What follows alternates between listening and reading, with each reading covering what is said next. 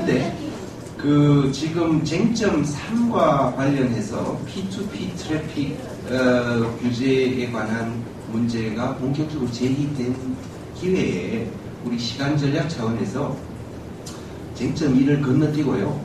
쟁점 3에 대해서 커버를 다른 시간에 하고 잠시 한 5분 정도 휴식을 가진 다음에 쟁점 2와 쟁점 4를 통합해서 마무리를 하도록 하겠습니다.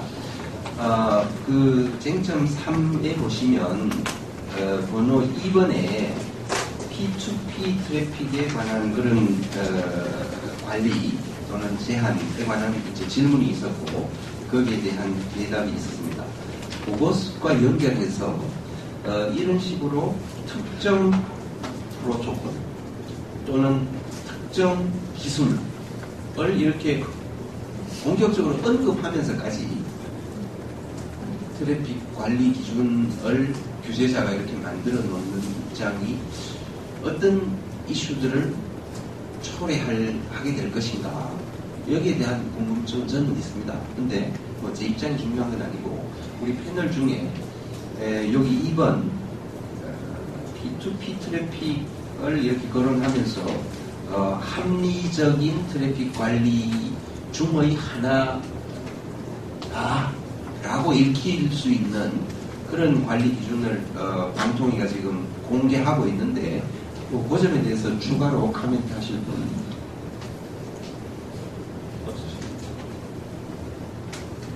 우리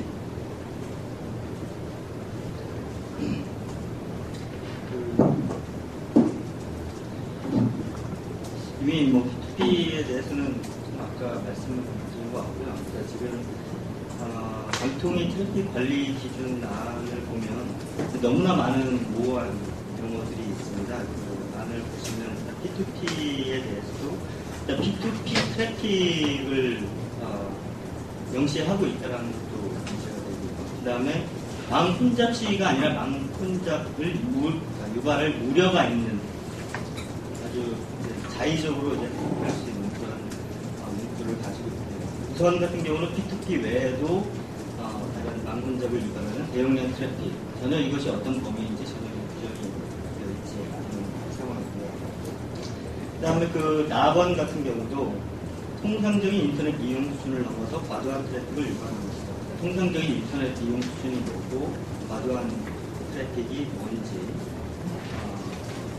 이런 것들이 이제 모두 모호하게 규정이 되어 있습니다.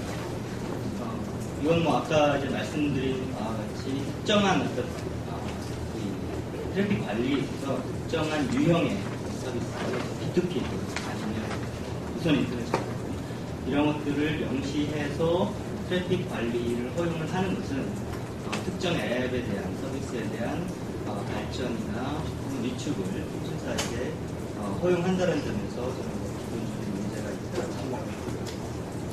그 다음에 뭐 이 부분만 얘기를 할까요? 이 부분 일단은 P2P 뭐 혹시 이병선 이사님께서는 P2P를 이렇게 명시하면서 제시되는 트래픽 관리 기준 안에 대해서 하실 말씀이 그 토론 구조가요. 그 트래픽 관리 안이 이렇게 지금 정책자문위에서 논의되고 있는 과정에 있는 이제 그 내용이 보도가 되면서 내용이 좀 알려지면서 이제 구체적인 쟁점들이 형성이 된 것 같은데 사실 저는 그 자문위원회 그 참석 오늘 나온 패널 중에서 제가 유일하게 참석하고 있는 것 같은데요. 그 입장에서는 사실 이게 중간에 이제 이게 확정되거나 어떤 방통위나 공식적인 입장으로 결정되어 있는 안이 아니라 과정에 있는 안을 가지고 코멘트하는 것은 좀 그렇습니다. 개별적인 내용을 가지고 그래서 뭐 원론적으로 얘기하자면은 지금 뭐 질문하신 거에 대해서만 답을 하자면은 그런 P2P 같은 특정한 서비스, 특정한 유형을 명시하는 것은 옳지 못하죠. 그거는 그 가이드라인이라든가 이 지침 이런 식의 어떤 그 객관적인 룰을 정하는 데 있어서는 어울리지 않고요. 맞지 않는 표현이라고 생각합니다. 그건 굉장히 잘못된 거고요. 아까 뭐 설명도 있었지만은 윤 시장 설명도 있었지만 어떤 교통지자체급이라든가 최근의 어떤 흐름이나 이런 것들을 반영된 하나의 중간 과정이라고 보는데 이거는 뭐 없어져야 할 거고 아마 또 수정이 될 거라고 생각을 하고요. 그렇게 끝나고 좀 전반적인 이 트래픽까지 망한 그 안에 대해서 전체적인 것을 보고 이야기를 드리도록 하겠습니다. 네, 감사합니다. 예. 그 미국 같은 경우는 그 혼잡할 우려가 있는 서비스를 차단한 게 아니라 혼잡이 발생했을 때 전체 네트워크 트래픽 허용 가능한 용량의 70% 이상이 됐을 때 속도를 줄이는 정책을 취하고 있는 걸 알고 있습니다. 그 정도면 적당하지 않을까 생각합니다. 그러면 3번으로 넘어가서 3번에는 혼잡 또는 장애 소지를 최소화하기 위해 국내외 표준화 기구가 제정한 표준을 준수할 것을 권고하고 그걸 안 따르면 또 이제 좀 차단하거나 제약한다. 이렇게 관리하는 거는 합리적인 관리로 일단은 좀 봐줄 여지가 더 생긴다. 이런 취지의 기준 아닌 것으로 읽힙니다. 우리가 이제 오늘 이 논의에서 방통위의 안에 대해서 물론 이게 잠정적인 아니고 하지만 일단은 공개가 어떤 경우는 되어 있고 해서 나름의 또 입장을 알리는 것이 중요해서 오늘 이걸 논의를 하기로 결정을 한 그런 내막이 있습니다. 이 부분에 대해서는 우리 패널 중에 어느 분이 말씀해 주실까? 우리 강 교수님께서.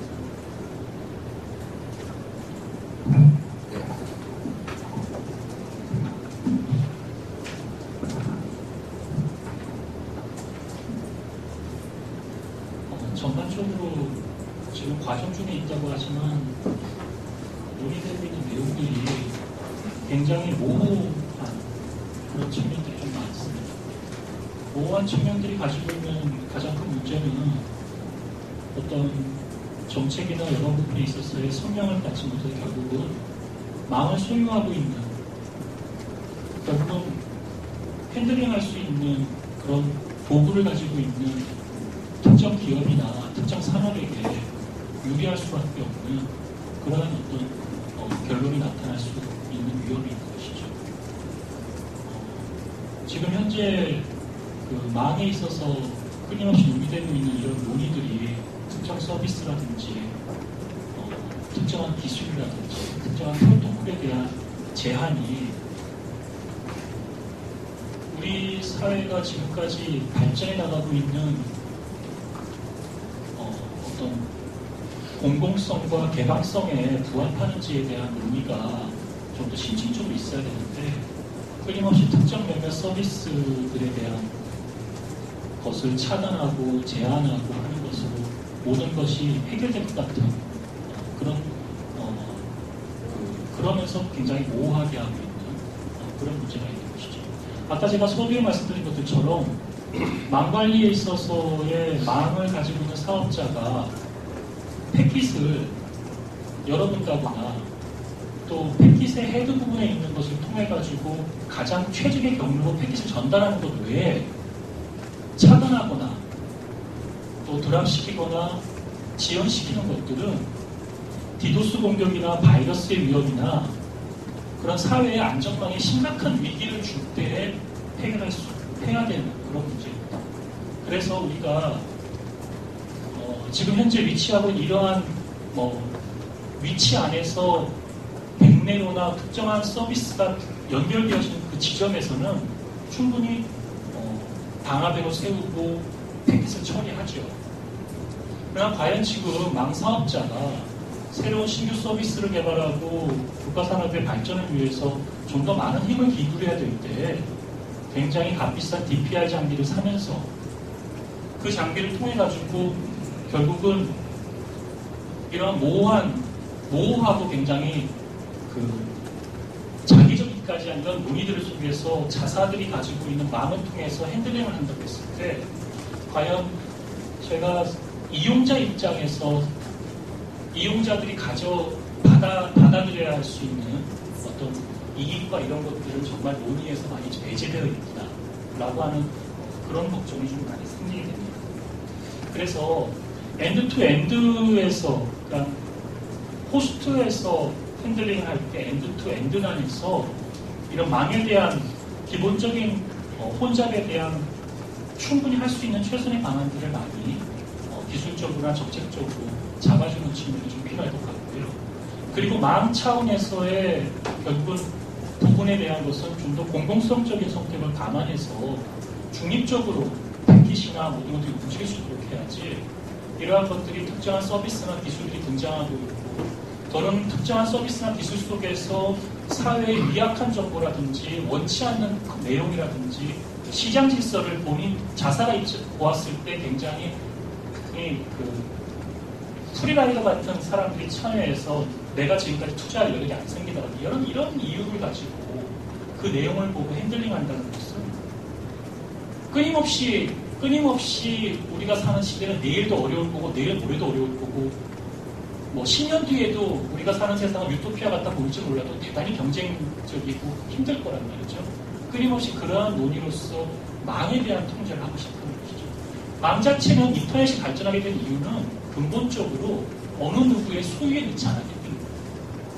종교자나 윤리자의 손에 들어가 있다면 아마 특정 종교가 갖고 있는 가치에 위반되는 내용들을 보고 뭐 전달할 수 없도록 그랬죠. 왜 댓글을 달려두겠습니까? 그냥 그 서비스 자체를 못하게 하는 것이겠죠. 그러한 것들이 우리 사회가 지향해야 될 인권의 문제나 표현의 자유의 문제나 정말 가져야 될 그런 문제, 그런 문제들을 지킴을 했기 때문에 지금의 여러 가지 다양한 어플리케이션이 상생하고 발전하는 그런 시대로 오고 있거든요. 그래서 지금 방통위라든지 이러한 곳에서 잡는 가이드라인이 여러 가지 내용들에 있어서 기본적인 생각들이 물론 현안되어진 문제가 P2P라든지 몇몇 서비스를 차단해서 효율성 높이는 부분들에 대해서 매진할 수밖에 한계가 있지만도 그 속에 기본적인 철학과 원리에 대한 것들이 좀 논의가 되어 있다면 개인적으로 이러한 문구들이나 이러한 것들을 통해 가지고 그냥 이 어려운 난국을 잠시 넘어가는 듯한 어떤 그런 상황들이 발생하지 않을까. 네. 예. 그 전체적인 뷰에서 이 트래픽 관리 방안에 대해서 좀 견해를 말씀을 드리겠습니다. 그러니까 작년 그 망밀성 뭐 트래픽 관리 그 가이드라인이 나오고서 사실 저는 굉장히 그게 이제 의미가 있는 그 가이드라인이라고 생각하고 또 중요한 그런 도큐멘트라고 생각을 합니다. 왜냐하면 아까 말씀드렸듯이 이제 그런 정신들이 다 그 기존 법에 다 포함이 되어 있는 건데 그걸 이제 하나의 가이드라인으로 정리를 해냈고 거기에서 이 전 세계적으로 통용되는 특히 미국에서 가장 앞선 이 IT 질서라고 하는 미국에서 성립된 세 가지 원칙 투명성, 차별금지, 불합리한 차단금지라는 세 가지 원칙이 명백히 본질이 훼손되지 않은 채 담겨있기 때문에 그렇게 하는데 그것이 나왔을 때도 그러니까 지금까지도 이제 그 이후에 많은 분들이 그게 뭐 통신사의 뭐 트래픽 관리를 마음대로 할 수 있게 하는 여지를 열어준 거 아니냐 이렇게 또 해석을 하시는 분들이 있습니다. 부정적인 측면에서. 근데 사실 통신사는 어떤 합리적인 트래픽 관리가 아니라 불합리한 트래픽 관리는 그런 가이드라인이 없어도 지금까지 또 많이 해왔다고 의심이 되고 있고 또 실제로 저희 콘텐츠 사업자 입장에서 많이 당해왔던 이야기입니다. 근데 그런 것을 함부로 하지 못하도록 하나의 이 가이드라인, 룰이 만들어진 거죠. 그런 의미에서 이제 의미가 있는 것이고요. 오늘 얘기하는 이 트래픽 관리 방안은 그 망밀성 원칙에서 세 가지 원칙 중에 투명성 부분에서 투명성 부분에 규정된 하나의 이 원칙을 실현하기 위한 이제 하부 룰입니다. 하부를. 투명성 원칙이 가이드라인은 어떻게 되어 있느냐면은 인터넷 접속 서비스 사업자니까 ISP는 통신사가 되겠죠. 인터넷 트래픽 관리의 목적, 범위, 조건, 절차 및 방법을 명시한 트래픽 관리 방침을 공개하고 그런 트래픽 관리 조치를 하는 경우에는 그 사실 자체와 그 영향을 이용자에게 고지하여야 한다. 다 특별한 경우에는 공지로 가능할 수 있다 이렇게 되어 있고요. 그 다음에 방통위는 필요한 경우 공개 및 고지 또는 공지 대상 정보의 범위 및 방식 등을 별도로 정할 수 있다 이렇게 되어 있습니다. 투명성의 원칙에서. 그러니까 투명성의 이 원칙을 실현하기 위해서 통신사들 스스로가 지금까지 마음대로 해왔다고 많은 의심을 받고 있는 그 트래픽 관리 원칙을 스스로 밝혀야 된다. 이용자들이 알아들 수 있게 자기들이 권리가 침해됐는지 안 됐는지 알 수 있게끔 밝혀야 된다라고 가이드라인에서 고지를 하고 있는 것입니다. 근데 아직까지 이게 안 되고 있는 거고요. 아직까지 이게 안 되고 있는 거고, 이제 그리고 거기에 덧붙여서 방통위가 공지하는 그 범위와 방식을 정할 수 있다 해서 이 작업이 이제 진행이 되고 있는 겁니다. 그러니까 우리가 이게 무슨 갑자기 또 하나의 무슨 룰을 만들고 이게 통일사의 여지를 주고 그런 차원에서부터의 논의가 시작이 아니라 이렇게 엄격하게 원칙에서부터 규정되어 들어가는 하부 규칙을 정하는 것이고요. 이 규칙을 정하는 데 있어서 이제 그럼 통신사들이 구체적으로 어떻게 정말 투명성의 원칙 하에서 이용자들이 피해를 당하지 않도록 그 규정들을 하나하나 해 나가는 내용들이 담기게 될 것입니다. 근데 이제 최근에 그 보도가 나오고 알려진 바와 같이 그 논의 과정에서 보면은 이게 갑자기 원칙으로 돌아가고 원칙을 훼손하는 문장이 나온다거나 또 어떤 그 앞뒤가 안 맞는 것, 또 굉장히 애매한 표현들 이런 것들이 이제 속에 막 뒤섞여 있으면서 도대체 이게 뭐냐 이런 목소리들이 나오고 있는 상황이라는 거죠. 그래서 이제 여러분들이 이용자로서 여기 언론에서 오신 분들도 계시지만은 이제 아마 이번 주에 그 토론회가 공청회가 열리는 걸로 알고 있습니다. 거기에서 나오는 안 그리고 토론 내용도 보시면서 이제 아주 디테일한 굉장히 테크니컬한 그런 규정을 지금 정해가는 과정입니다. 원칙은 이미 서 있는 것이고 여기에서 이 하부 규정이 원칙을 훼손할 수는 없습니다. 세 가지의 원칙을 훼손할 수는 없는 거고요. 그 원칙은 존재할 수 있는 것이고 거기서 세부 규정을 규정에 들어가는 과정이다. 그러면 그 규정이 정말 통신사들이 어떤 다른 장난을 치지 못하게 정말 이용자들의 권익을 침해하지 않게 투명하게 이 트래픽 관리의 조건과 방법 내용을 규정하고 있는지를 그렇게 하도록 방통위가 강제할 근거를 갖고 있는지를 우리가 보면 될 것 같습니다. 그래서 이제 오늘 이렇게 이제 그 쟁점들을 뽑아 놓으셨는데요. 제가 이 내용이 구체적으로 제가 그때 말씀 안 드리겠다고 했던 것은 아까 그런 이유가 있고요. 이제 전반적으로 볼 때 이제 우려스러운 것은 이제 한 세 가지 점이 되겠습니다. 여기 쟁점에 되게 이제 뽑혀져 있는 건데요.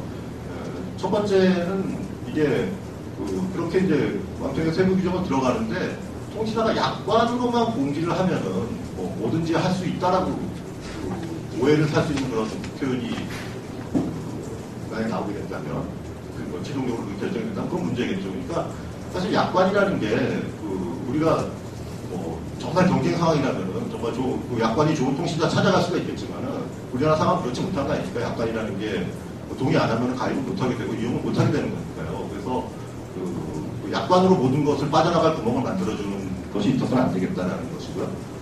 두 번째는 이제 못할 우려가 있는 이런 애매한 표현인데 사실 이게 가령 이제 혼잡이라고 하는데요.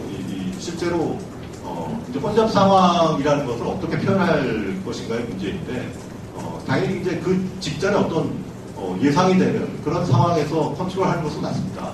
우리 전기도 그렇잖아요. 블랙다운 된 다음에 이제 컨트롤하면 이미 듣는 거고요. 그 전에 컨트롤하는 건 맞는데 그것이 임의로 어떤 아주 임의로 하지 못하고 구체적인 조건과 가령 트래픽이 양으로 표현해서 어느 정도에 도달했을 때 할 수 있다라든가 이런 식으로 규정이 들어가야지 그것이 진정한 규정이 될 수 있지 않는가라는 것이고요.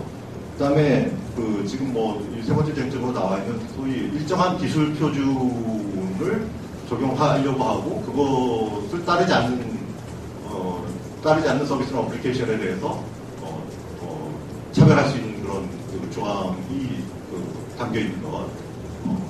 이것은 어떤 기술 표준이라는 것은 그거는 그야말로 표준일 뿐이고 또 저희 같이 좀 큰 포털 회사들은 기술 표준을 따를 수는 있겠지만 오히려 영세업자라든가 따를 수 없는 사정이 있을 수도 있겠고 또 뭐 그 기술에 반대하는 자유도 있을 것이고요. 그런 여러 가지 조건들이 있을 것이기 때문에 그런 부분들을 강요하고 또 그 차별의 근거로 삼아서는 안 되겠다. 이런 세 가지 포인트에서 우리가 구체적인 안이 어떻게 나올지를 지켜봐야 되지 않겠느냐라고 생각을 합니다.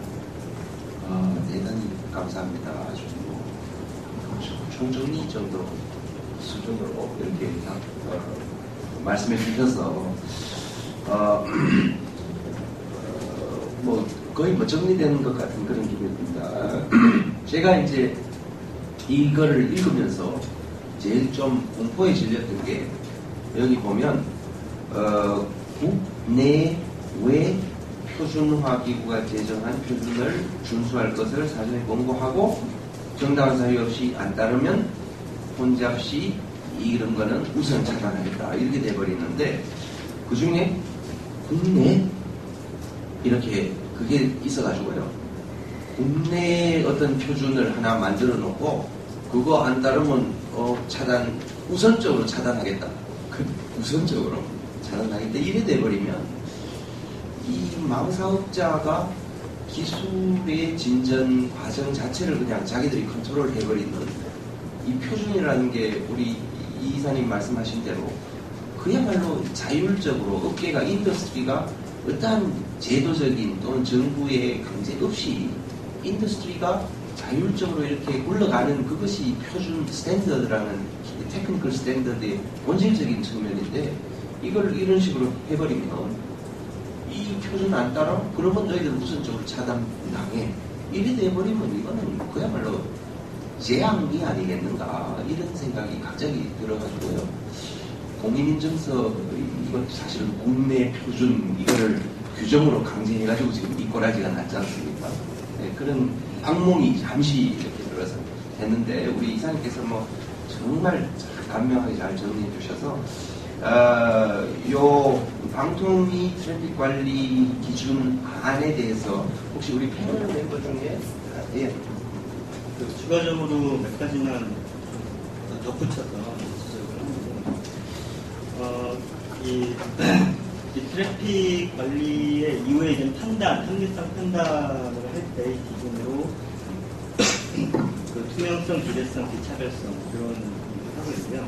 저는 이것이 이제 판단 기준이기도 하지만 하나의 트래픽 관리 원칙으로 그 앞당겨져서 제시가 되어야 되는 거 아니냐. 판단하기 이전에 실제 통신사가 이러한 원칙에 근거해서 트래픽 관리를 수행을 해야 된다 하고. 다음 두 번째는 그 이차별성 얘기를 하면서 관리형 서비스에 대해서는 적용하지 않는다라고 했는데 저는 뭐 여기서 관리형 서비스 혹은 뭐 스페셜라이즈드 서비스 뭐 여러 가지 이제 표현되는 이러한 서비스에 대해서는 그 트래픽 관리와 별개로 좀 논의를 할 필요가 있다고 생각을 하지만 그래서 관리형 서비스 즉 특정한 어떤 무선 인터넷이나 이런 특정한 형태의 타입의 그런 패키지에 대해서 우선 그걸 주더라도 그러니까 그 수준에서 어떤 망중립성 원칙은 보호가 되어야 하지 않을까 생각을 합니다. 물론 여기에 대해서는 좀 별개의 좀 논의가 필요하기 때문에 여기까지는 말씀을 드리고요. 세 번째는 우리가 이제 트래픽 관리 문제를 얘기를 하면서 이용자의 프라이버시 측면을 좀 지적을 해야 된다, 고려를 해야 된다라고 생각을 합니다. 즉 트래픽 관리 방안이 이용자의 프라이버시를 침해하는 것이어서는 안 된다라는 거거든요. 그러니까 이런 것들이 이제 트래픽 관리 방안의 하나의 원칙으로서 이제 들어갈 수도 있다라고 생각을 하는데요. 실제 이제 이 트래픽, 이용자의 트래픽에 대해서 어쨌든 통신사가 통제를 한다는 것은 이용자의 어떤 통신을 중간에서 방해하거나 차단하거나 개입하는 행위이기 때문에 통신 비밀을 침해하는 혹은 이용자의 개인정보를 침해하는 그런 프라이버시 침해의 잠재적인 위험성이 있다고 생각합니다. 다만 예를 들어서 이제 IP 주소를 데이터의 전송을 위해서 라우터에서 준다든가 체크를 한다든가 혹은 아까 말씀드렸다시피 망의 안정성을 위해서 혹은 망 혼잡을 예방하기 위해서 어떤 트래픽의 형태와 무관하게 통제를 하는 경우, 혹은 이제 법의 이행을 위해서 하는 경우, 이렇게 이럴 경우에는 이 프라이버시 침해가 아닌 이제 정당한 망의 운영을 위한 과정이라고 볼 수가 있는 거죠.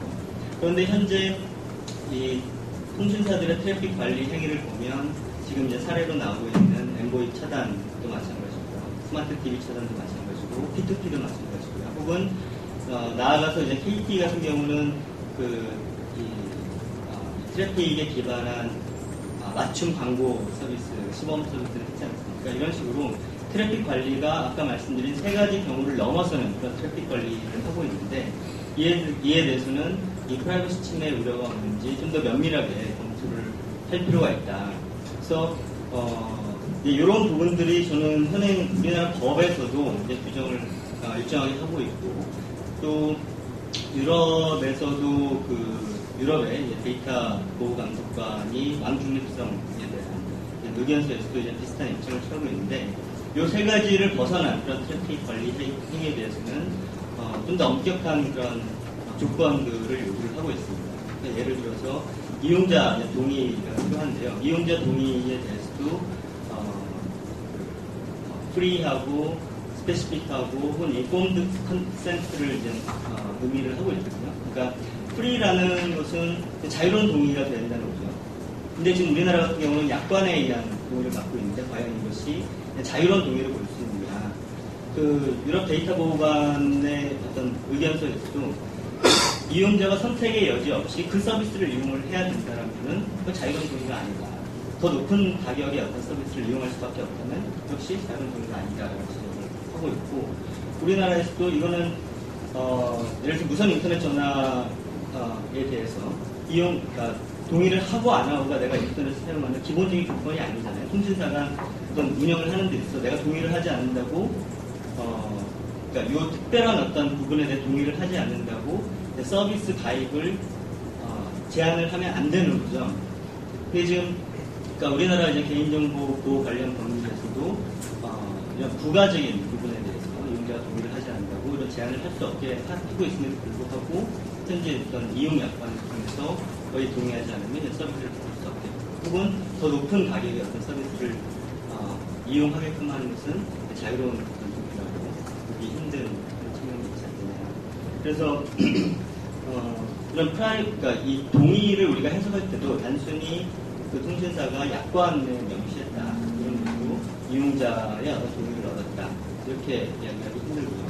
그 다음에 통신사들은 지금 이 부분에 대해서 이제 그러니까 그들 입장을 얘기를 하는 것이, 이 트래픽의 일정 패턴만 인식하는 것이기 때문에, 자동적으로 인식하는 것이기 때문에 프라이버시 침해가 아니다 이렇게 얘기를 하고 있는데, 이제 그러면서 이제 헤더를 보고 있다고 하잖아요. 근데 이제 사실 통신사들이 얘기하는 헤더라는 것은 실제 그러니까 커뮤니케이션의 내용이 아니라는 의미에서 헤더라고 볼 수도 있지만, IP 주소가 아닌 패킷의 어떤 다른 부분, 이러한 측면에서는 그 패킷의 그 내용 부분에 해당할 수 있거든요. 그리고 우리가 통신의 비밀이라는 것은 단순히 우리가 대화하는 내용뿐만이 아니라 그것이 얼마나 자주 누구와 하는 어떤 형태로 하는 것들을 이제 포함한다고 생각할 때, 그건 이용자의 어떤 프라이버시 침해에 관련되는 부분이고, 그것이 사람이 이제 눈으로 인지를 하면서 모니터링하는 것이 아니라 자동적으로 어떤 이루어지는 배제 행위라고 할지라도 프라이버시 침해가 가능된다는 점에서 저는 실제 이 무선 인터넷 전화 차단 문제를 이용자의 프라이버시 또는 침해 문제로 볼 수 있다. 그리고 어떻게 보면 이거는 현행법 위반의 문제로도 볼 수 있지 않을까 그렇게 생각합니다. 네, 감사합니다. 아주 세밀한 쟁점들도 제기해 주셨습니다. 우리 질문이나 코멘트, 질문 독점 현상이 지금 벌어지는 상황을 우려하는 이 질문 관리, 합리적인 질문 관리가 좀 필요한 상황이 올지도 모르겠습니다만, 일단은 한번 하시죠. 예, 지금 방통위 확정은 안 됐고 아닌데, 저는 이 안에 있는 합리적 트래픽 관리의 범위가 이용약관에 들어가면 그런 큰 문제는 없을 거라고 생각을 해요. 그리고 투명성의 원칙은 제 생각에 이런 종류의 문구라면 이용약관에 넣어서 공개하면 되는 것이 아닐까. 근데 문제는 얘가 이용약관이 아니라 트래픽 관리안이거든요. 가이드라인이기 때문에 사실 법령으로 해석이 돼야 된다면 이렇게 되면 안 된다고 생각하고 저희가 아무리 좋은 선의를 가지고 만들더라도 구멍을 만들게 되면 그 구멍으로 나중에 악용될 여지는 남게 되는 것이고 그렇다면 그 부분에 대한 얘기를 이용자 입장에서 안 할 수 없게 되는 것인데 문제는 거기에 더 나아가서 망중립성 및 인터넷 트래픽 관리에 관한 가이드라인의 각 조항을 보면 망중립성 원칙의 예외 사유로 합리적 트래픽 관리를 한다면 망중립성의 예외를 다 구멍을 뽕뽕뽕 뚫어놓고 있거든요. 그런 측면에서 이 합리적 트래픽 관리안을 만드는 것 자체가 문제가 아닌가라는 의문이 사실 드는데 이 부분에 대해서 강장욱 선생님과 이병성 본부장님의 의견이 어떤지 좀 궁금합니다. 명령 받으신 대로 답변을 좀 부탁드립니다. 합리적 트래픽 관리에 대해서 기본적으로 좀 구체적인 사례를 들어서 이야기를 하면 좀 더 선명해지지 않을까 싶어서 그냥 사례로 말씀드리겠습니다. 여러분들이 좀 확대해서 일반화시키시면 좋을 것 같아요. DPI 장비들은 여러분들이 검색해보시면 알다시피 굉장히 강력한 장비입니다. 그러니까 마음속에 흐르는 패킷을 물론 그렇게 사용하진 않지만 의도하고자 하면 얼마든지 패킷 안에 내용도 볼 수 있고요. 또 헤더라고 하는 앞부분을 앞부분을 보는 이유는 그냥 이렇게 여러 망들이 있을 때 바꾸지 않은 망에게 전달해서 망의 효율성을 높이는 거지 특정 서비스가 차단되어지고 하는 그런 부가적인 물론 앞의 목적을 위해서이겠지만요. 그러한 것들을 위해서가 아닌데 우리가 개인정보 같은 것들을 생각해 보았을 때에도 내용을 보면 절대로 안 될 테고요. 앞부분을 본다고 할지라도 어떤 특정 개인과 식별되어져 가지고 그가 어떤 서비스를 쓰고 있는지 어떤 서비스를 많이 하고 있는지 굉장히 이러한 부분들은 우리가 굉장히 프라이버시에 종말이 되어 있는 사회로 치닫게 되는 그런 위험에 빠지게 되겠죠.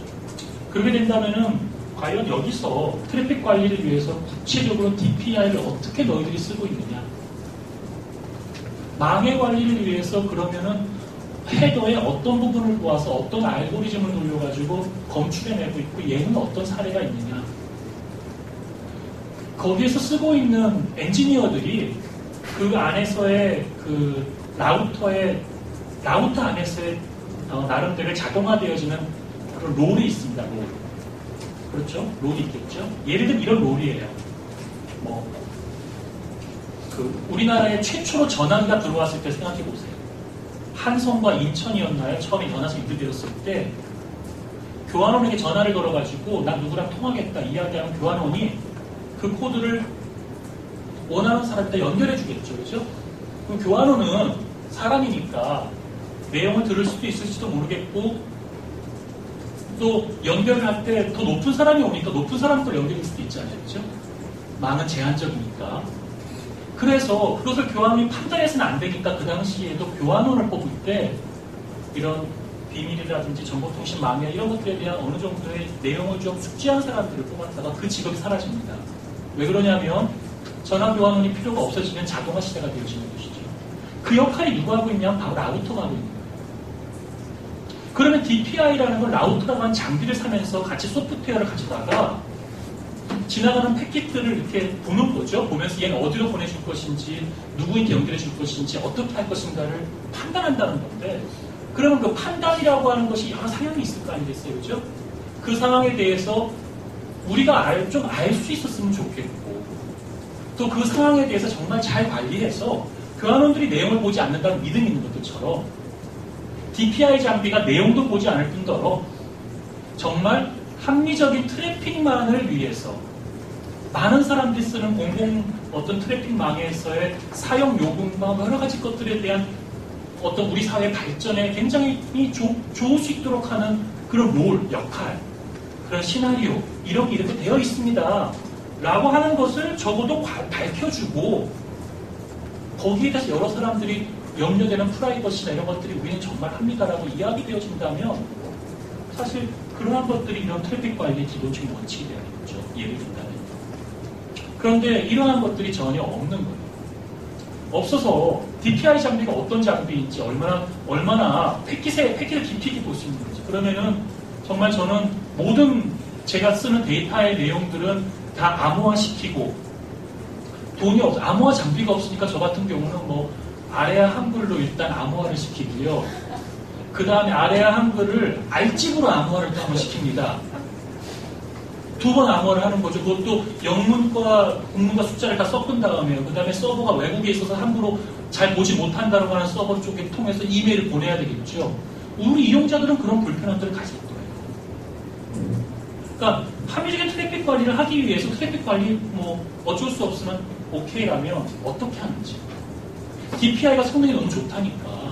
좋은 DPI를 우리는 그냥 내용 안 봐요라고 이야기해도 내용을 안 볼 뿐만 아니라 정말 헤드를 보아도 개인과 식별돼갖고 네가 어떤 서비스를 많이 쓰는구나 라고 하는 그런 오해도 받지 않을 수 있도록 하는지 정말 이것만을 위해서 이렇게 쓰고 있는지 이러한 논리들이 전혀 없는 것이죠.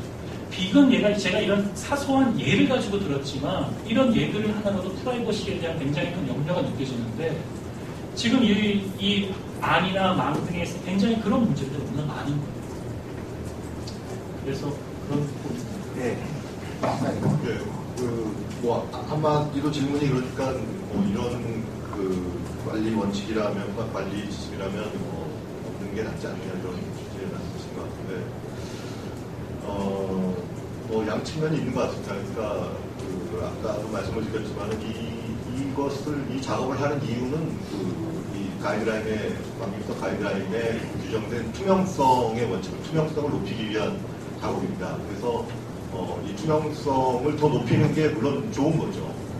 좋은 거고요. 아까도 말씀드렸듯이 가장 좋은 방법은 사실 그 통신사들 스스로 그 관리 방침을 공개하고 그 이용자에게 고지하는 그런 절차를 갖춘 것이 선행되는 것이 가장 좋습니다. 그래서 그게 그 명백해진다면 거기에서 그 방통위가 정부가 미비점이 있다면은 그것을 좀 더 절차를 규율하는 과정으로 들어가는 것이 어떻게 보면 이상적인 방식이라고 생각을 기본적으로 하고요. 그렇지만 이게 거꾸로 되는 수도 있는 거죠. 지금 어쨌든 그 가이드라인이 통과된 이후에 아직까지도 통신사들이 명백한 그 자기들 방안을 안 내놓고 있으니까 지침을 통해서 그것을 이제 견인할 수도 있는 거죠. 그런 수도 있는 거라 봅니다. 그래서 이게 필요한가 필요하지 않은가 그것은 사실 룰 그 자체보다는 그 룰을 집행하려는 의지와 또 그 룰을 어떤 방향으로 활용하려는 정책 당국의 의지가 있느냐가 근본적인 문제인 근본적인 본질인 것 같고요. 그래서 그런 측면에서 우리가 좋은 그 가이드라인을 좋은 그 트래픽 관리 방안을 나오고 그것이 또 의지로서 뒷받침된다면은 좀 더 투명성을 높일 수가 있는 것이죠. 그렇구나. 네, 감사합니다. 잠시 5분 정도 휴식을 취하고 그 다음에 그 휴식 기간 동안에 여러분들 사이에도 좀 자유롭게 의견 교환 좀 하시고 이 안에서 그 다음에 다시 만날 때는 거의 마무리 발언 정도 컨셉으로 마무리를 지을 것입니다.